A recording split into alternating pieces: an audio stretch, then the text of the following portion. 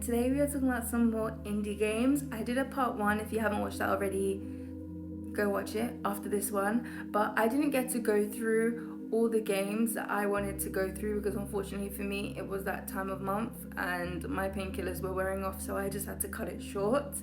But anyways, we're going to be talking about some more indie games that I just want to clarify, it might not be underrated to you, but it's what I think deserves more love, or I just wanted to recommend.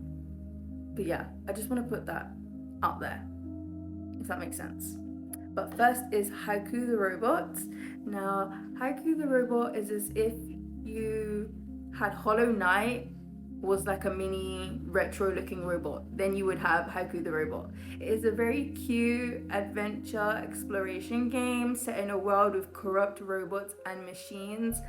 So if you do like Hollow Knight and you haven't heard of Haiku the Robot, then you should definitely check it out. It's super cute, the robot's adorable. So I feel like that alone is a good enough reason to play the game. Who doesn't love a cute robot? But yeah, Dwarf Romantic. It is a cozy, peaceful puzzle building game and strategy game. I managed to say strategy without stuttering a little bit. But anyways, you create and grow a beautiful village by placing tiles. So if you're into more like relaxed, cozy puzzle games, then it's definitely for you. Omori. I haven't pronounced that right. Omori. I can never pronounce it. But it was in my thumbnail in the last video, but I didn't have time to add it in. So it's in this video. Okay? It's in this video.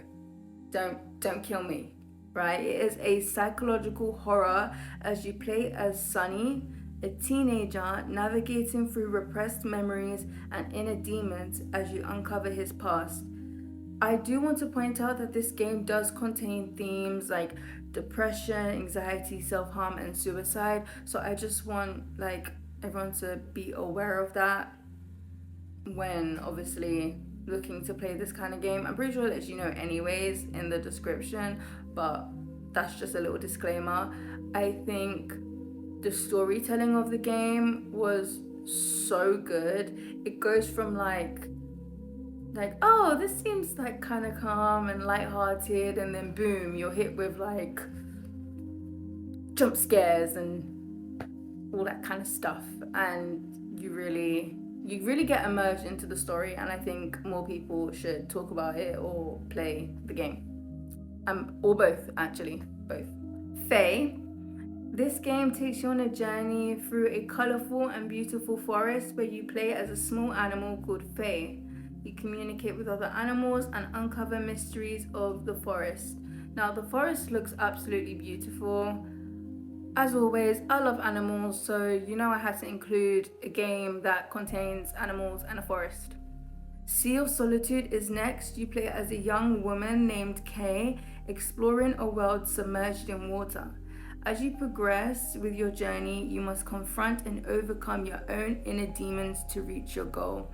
This game does have a lot of light and dark, which is kind of similar to Omori, but it's less psychological horror.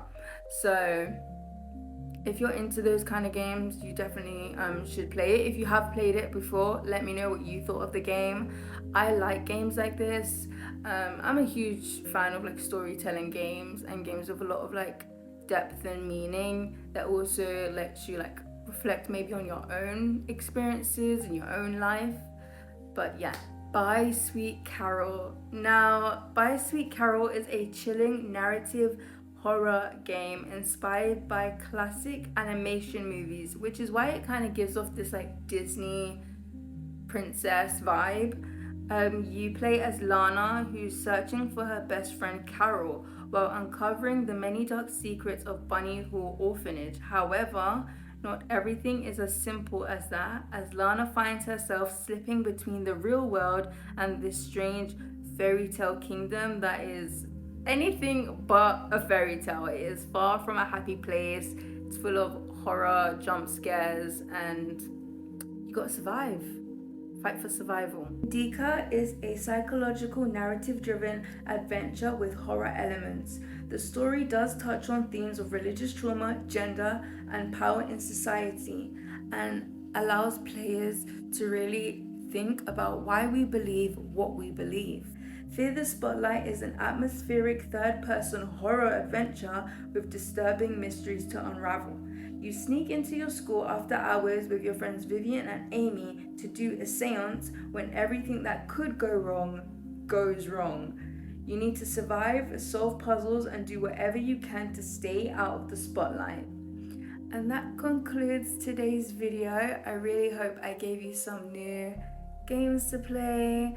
If you've played any of these, let me know what you think. If there's games that I haven't mentioned that you'd like me to cover, let me know in the comments below. And as always, stay weird, stay wonderful. Bye bye. Heart.